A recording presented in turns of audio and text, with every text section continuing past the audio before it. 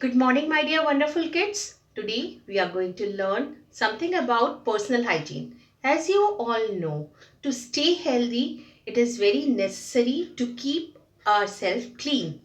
So, today we are going to prepare a personal hygiene kit. Hope you all will make it and keep yourself clean and neat and stay away from germs. To prepare a personal hygiene kit, you require a small bag, a hand towel, a toothbrush, a tongue cleaner, a toothpaste, shampoo, a small soap, nail cutter, a comb, a small bottle of sanitizer, an antiseptic lotion, few cotton swabs,